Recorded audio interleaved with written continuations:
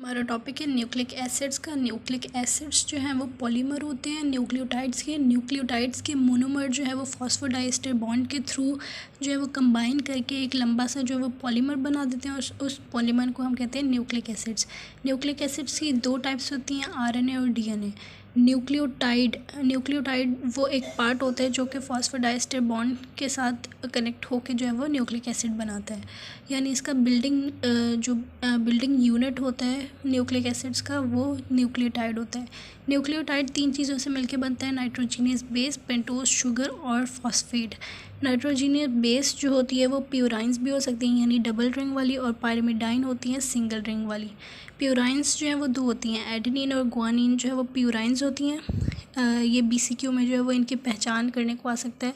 तो अगर इनके हम आइडेंटिफिकेशन पॉइंट्स देखें तो एडेनिन में जो है वो NH2 लगा हुआ होता है और गुआनिन में NH2 के साथ साथ डबल बॉन्ड O भी होता है।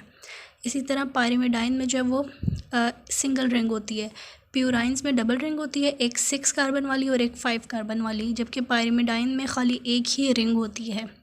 और साइटोसिन में जो है वो एक डबल बॉन्ड के साथ ऑक्सीजन होता है और एक NH2 होता है। थाइमीन में जो है वो CH3 लगा हुआ होता है और दो जो है वो डबल बॉन्ड के साथ ऑक्सीजन होते हैं। और यूरेसिल में जो है वो दो डबल बॉन्ड के साथ ऑक्सीजन होते हैं। यूरेसिल सिर्फ RNA में होती है और थाइमीन जो है वो सिर्फ DNA में होती है। ये बाकी तीनों जो है वो दोनों में होते हैं, DNA में भी और RNA में भी। बस इन दोनों का डिफरेंस होता है कि थाइमीन DNA में होती है और यूरेसिल सिर्फ RNA में होता है। फिर उसके अलावा भी कुछ बेसेस होती हैं जिनको हम कहते हैं नाइट्रोजीनियस बेस एनालॉग, यानी इन्हीं की तरह की भी होती हैं लेकिन मतलब उनका स्ट्रक्चर डिफरेंट होता है। जैसे अगर हम जो है वो गुआनिन के 8 पोजीशन पे, इस वाली पोजीशन पे N लगा दें, नाइट्रोजन लगा दें, तो वो बन जाता है 8 एजा गुआनिन। और अगर जो है वो हम इसके 6 पोजीशन पे जो है वो पायरिमिडाइन की SH ग्रुप लगा दें तो वो बन जाता है 6 मेरकैप्टोप्यूरिन। और इसी तरह अगर हम प्यूरिन्स के जो है वो कार्बन नंबर, यूरेसिल के कार्बन नंबर 5 पे फ्लोरीन लगा दें तो वो बन जाता है 5 फ्लोरो यूरेसिल। और कुछ और भी जो है वो इसी तरह एनालॉग्स होते हैं, जैसे एलोप्यूरिनॉल होता है और एजाथायोप्राइन होता है। तो इनके ये फंक्शंस हैं, इसका और इसका, इन तीनों का जो है वो ये फंक्शन है कि ये कैंसर के ट्रीटमेंट में मदद करती हैं, मतलब बायोलॉजिकल इसकी ये बायोमेडिकल इम्पॉर्टेंस है। और जो एलोप्यूरिनॉल है उसकी भी मेडिकल इम्पॉर्टेंस ये है कि ये हाइपर यूरिसीमिया और गाउट के ट्रीटमेंट के लिए इस्तेमाल होती है। और जो एजाथायोप्राइन है वो इस्तेमाल होती है एज अ सप्रेसेंट, यानी वो जो हमारे पास रिएक्शंस होते हैं ट्रांसप्लांटेशन के, जो है वो रिएक्शंस हो जाते हैं, मतलब ख़राब हो जाता है ट्रांसप्लांट, तो उसको सप्रेस करने में ये जो है इस्तेमाल होती है। शुगर्स जो हैं वो दो तरह की होती हैं, राइबोस और डीऑक्सी राइबोस। राइबोस जो है वो RNA में होती है और डीऑक्सी जो है वो DNA में होती है। क्योंकि डीऑक्सी इसको इसलिए कह रहे हैं क्योंकि कार्बन नंबर 2 पे जो OH ग्रुप था वहाँ से एक O जो है वो रिमूव हो जाता है, तो ये डीऑक्सी राइबोस बन जाता है। बेस और शुगर के दरमियान में हमारे पास होता है बीटा एन ग्लाइकोसाइडिक लिंकेज, और शुगर और फॉस्फेट के दरमियान में होता है फॉस्फोडाइस्टर बॉन्ड। यानी जो हमारे पास शुगर है इसके कार्बन नंबर 1 पे अटैच हुआ हुआ होता है नाइट्रोजीनियस बेस, जबकि इसकी जो कार्बन नंबर 5 है इस पे अटैच हुआ होता है फॉस्फेट ग्रुप। अब ये जो कार्बन नंबर 1 है शुगर का, इससे अगर जो है वो प्यूरिन अटैच हुई है तो वो अपने 9 कार्बन से अटैच हुई होगी। यानी प्यूरिन का ये वाला जो 9th कार्बन होता है यहाँ 9th पार्ट से जो है वो अटैच होती है शुगर से, जबकि अगर यहाँ शुगर के साथ पायरिमिडाइन अटैच हुई है तो वो अपने 1 पॉइंट के साथ जो है वो अटैच होती है शुगर से। यही चीज़ यहाँ पे शो की हुई है कि शुगर के कार्बन नंबर 1 पे जो है वो अगर प्यूरिन होगी तो वो N9 से अटैच हुई हुई होगी, और अगर पायरिमिडीन होगी तो N1 से अटैच हुई हुई होगी। और शुगर के 5 कार्बन पे होता है फॉस्फेट ग्रुप। फिर है न्यूक्लियोसाइड। न्यूक्लियोसाइड हम कहते हैं बेस और शुगर को मिला के दोनों को हम कहते हैं न्यूक्लियोसाइड। फॉस्फेट इसमें ऐड नहीं हुआ होता, और जब हम न्यूक्लियोसाइड के साथ फॉस्फेट ग्रुप अटैच कर देते हैं तो वो बन जाता है न्यूक्लियोटाइड। अब अगर हम इनको बेसिस को देखें, एडेनिन, गुआनिन, साइटोसिन और यूरेसिल, क्योंकि ये RNA है तो यहाँ पे यूरेसिल होगा, तो ये हैं बेसिस। इनके न्यूक्लियोसाइड यानी शुगर प्लस बेस बनेगा एडिनोसाइन, गुआनोसाइन, साइटिडाइन और यूरेडाइन। ये जो पायरिमिडाइंस है इनके एंड में आइन लगा हुआ है, डाइन लगा हुआ है, जबकि जो हमारे पास प्यूराइंस है उनके एंड में जो है वो ओसीन ये लगा हुआ है। उसके बाद जो है वो न्यूक्लियोटाइड वो तब बनेगा जब फॉस्फेट ग्रुप जो है वो अटैच हो जाएगा।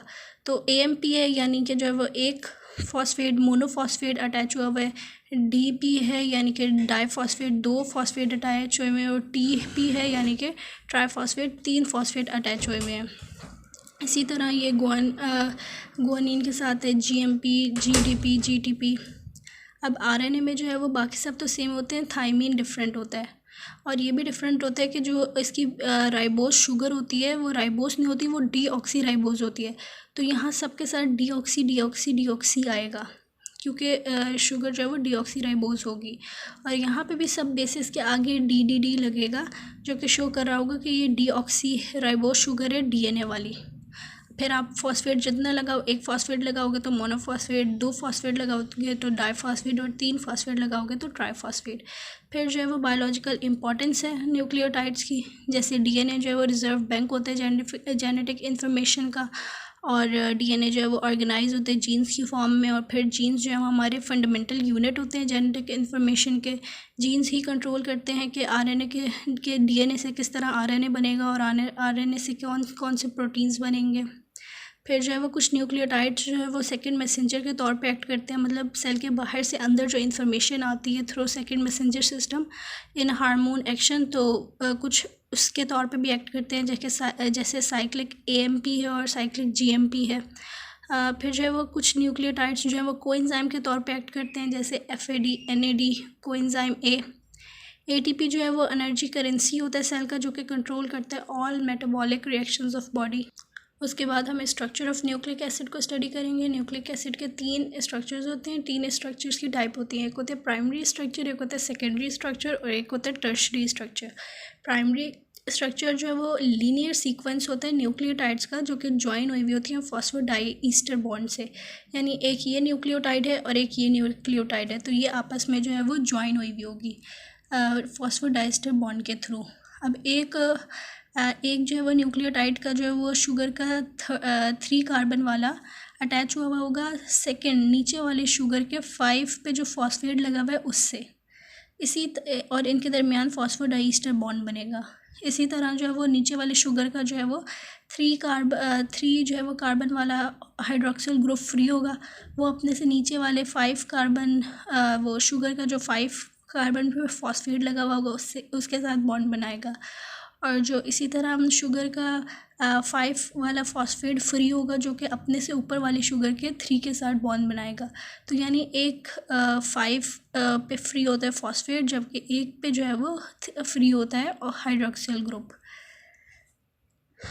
बस RNA और DNA के प्राइमरी स्ट्रक्चर में ये फ़र्क होगा कि यहाँ जो शुगर होगी DNA में वो डीऑक्सी होगी, जबकि जो RNA में शुगर होगी वो राइबोस होगी। और बेसिस में फ़र्क होगा कि बाकी सब तो बेसिस सेम होंगी, बस यूरेसिल DNA में होंगी और थायमीन जो है वो RNA में होगी। बाकी प्राइमरी स्ट्रक्चर दोनों का सेम होता है।